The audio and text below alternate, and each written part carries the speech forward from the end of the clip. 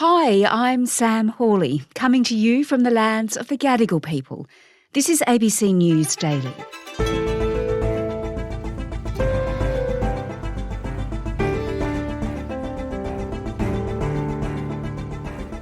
Since the start of the war, tens of thousands of Ukrainians have vanished. Civilians have been plucked from the streets by Russian soldiers and in some cases detained and tortured. Today, international correspondent for the independent newspaper Bel Trew on her months-long investigation into those who were captured and why it constitutes another possible war crime.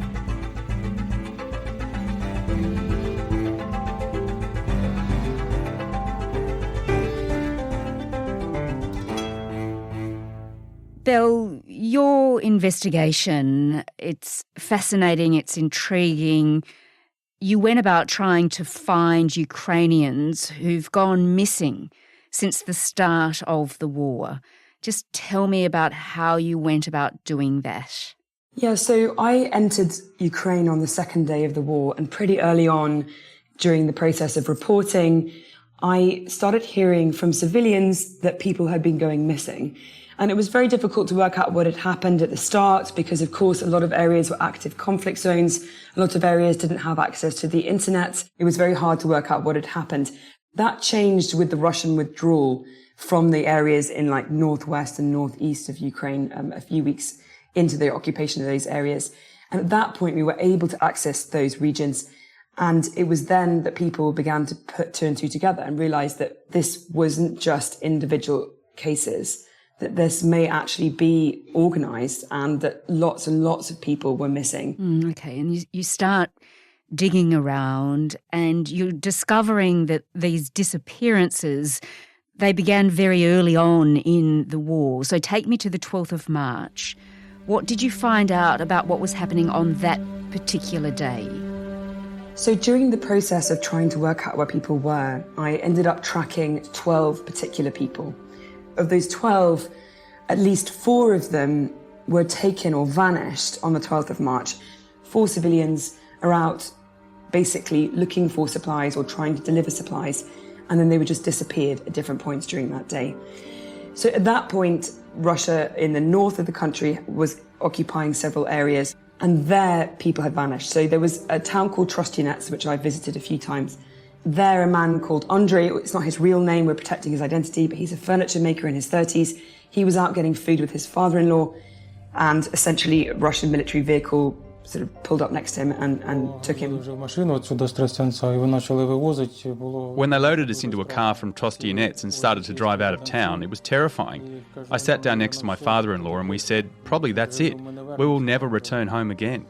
After that moment, it was very scary. So he was taken with his father-in-law, and his father-in-law to this day is still missing. At the same time, just slightly east of that, in Kharkiv, in an area that has been very heavily hit, a young man who I've called Igor, he was a humanitarian volunteer. He went home that day and had been taken at a checkpoint. And on the same day, in the south of the country, so that's hundreds of kilometers south, an activist and journalist called Serhiy had been attempting on that day to try and take supplies to elderly relatives and friends in a nearby town, and was stopped at a Russian-run checkpoint and was also vanished. So these are unrelated events, but they all took place on one day. And for me, I just happened to be looking into the cases of these people, and it really struck me that just on one day, 4 people could just vanish like that. And these are all civilians. So as you go about your investigation, what did you find out about what the Russians were saying to them when they were being taken away? Sometimes they're told nothing, but in a lot of cases they were accused of essentially colluding with the military or being terrorists, and they were repeatedly interrogated about military positions or where members of the security forces are, this kind of thing. The people I had focused on were civilians, and all of them didn't have any of that information, and they repeatedly said, I'm just a civilian, I have no idea. How many days were you held for? 7. And were you ever held with other people? No, it is impossible. You were on Russian your own? warrior. They separate everyone, so you were not in a room? Yes, all the time. At night, at day, all the time. And as far as I'm aware, they're not charged with anything. And they're essentially detained and mistreated. And this could constitute arbitrary detention, and this could constitute torture, which is all violations of international law and could also constitute war crimes. The laws of war do allow parties to the conflict to intern civilians in non-criminal detention if they believe that activities pose a serious threat to security. But there is a whole list of rules that have to go with that. So although you can intern a civilian, you cannot arbitrarily detain them. You cannot hold them indefinitely with no charges. You cannot mistreat them. You cannot disappear them. And that's what the evidence that I had uncovered was pointing to these violations of international law. And did you find out where they'd been taken to? So there appears to be various different routes and various different destinations for the people who were essentially detained.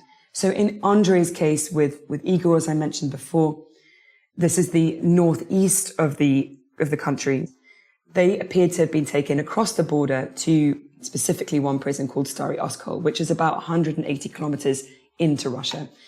And then in the south of the country, they appeared to have been taken to places like Crimea, which was illegally annexed by Russia in 2014, and then onwards to Russia. But they were also being held essentially incommunicado in what appears to be arbitrary detention, and also subjected to torture and mistreatment and forced labour. And how did you get a sense of how they were being treated? How did you establish that there was this torture, beatings, this cruelty happening? So the only way to know what happened is to speak to the handful of people who've been released from these areas. In every single one of those testimonies that I gathered, they talked about torture, beatings, stabbings. In some cases, electricity was used on them. They were also subjected to mock executions, which is a form of torture. I spoke to one young man who'd been held in a basement for 10 days and tortured. Can you talk me through your injuries? So where you were... Yeah, he showed me his x-rays where his ribs were broken, his leg had been broken. Many ribs plus head. And he just said that a second lasts an eternity, and you don't know. It's so frightening because you don't know if you're going to live or not. Every hour longer than a year. Maybe big part of the people not alive. Maybe in this situation, I'm just lucky guy. In the town where Andrei was abducted in Trostyanets, I'd actually, in April, uncovered a torture chamber under the railway station there, and there was still blood on the walls from the people who'd been tortured.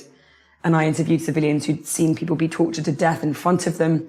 So really, this is like mountains of evidence off the back of months of talking to different people that pointed to torture. And I will say, of course, that Russia repeatedly denies committing any crimes or any violations of international law in Ukraine, and has said that Ukraine is deliberately staging atrocities to win international support.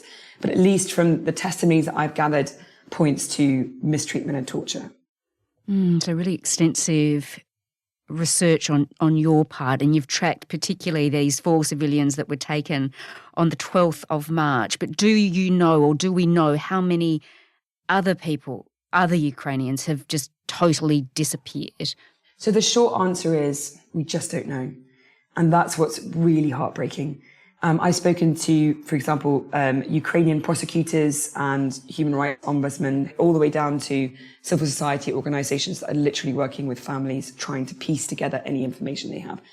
And Yuri Borisov told me basically they have a national hotline, and they had at least 25,000 people log missing people. But half of these people were found. It means that right now we have 12.5 thousand people who are still missing. So we know at least 12,500 Ukrainians, their whereabouts are unknown. That number is likely to be, in reality, much higher. Sure, because if people didn't make a request to police, so it means that they are not in the database. And there are people who are missing that we may never know where they are. Did you get a sense of why Russia is targeting Ukrainian civilians in this way? Why are they doing it? So I'm not sure exactly, I wouldn't like to speculate what Russia is doing here, but at least the Ukrainians are accusing Russia of essentially terrorizing civilian populations, of trying to change the demographics of those areas, and deliberately targeting people who are criticizing them. The other issue that I've uncovered has been the possible use of these civilians in prisoner swaps. A repeated point that was made to me by different family members of people who were taken was that they were told that Russian soldiers, or the soldiers that they backed, were deliberately taking civilians to use as leverage in prisoner swaps. And when you do a prisoner swap, you get one Russian for two Ukrainians, essentially. That was the ratio for Andrei's prisoner swap. And this could amount to the war crime of hostage taking. It's just horrendous, Bel, and it must be so hard for the families. The people who are left behind, it's probably the cruelest fate. If your loved one, your husband, your brother, your son, one morning goes out and then just vanishes into thin air, it's extremely traumatic, and it's also a living hell. I spoke to one woman, Maria. She spends all day trawling through Russian Telegram groups where they've posted photos of dead Ukrainians and just checks everybody to see if it's her partner. Може про обміни, може десь щось хтось напише. And she does that every day, all day. Нема страха, я скажу, страх ушов. Осталась только пустота в душе. You can't imagine the trauma that comes off the back of that. And that's the life of so many relatives of people who have vanished. And that's the nightmare that is basically Ukraine right now.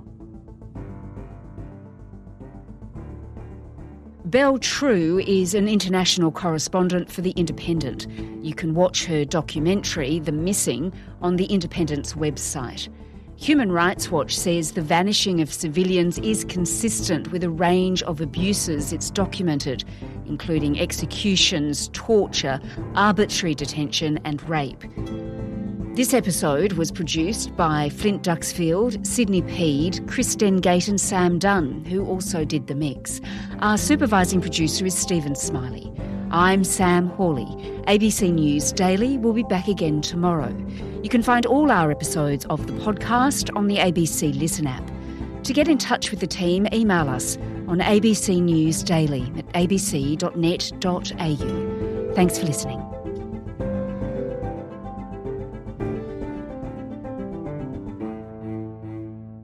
Subscribe to listen to more free podcasts or download the ABC Listen app and stream ad-free.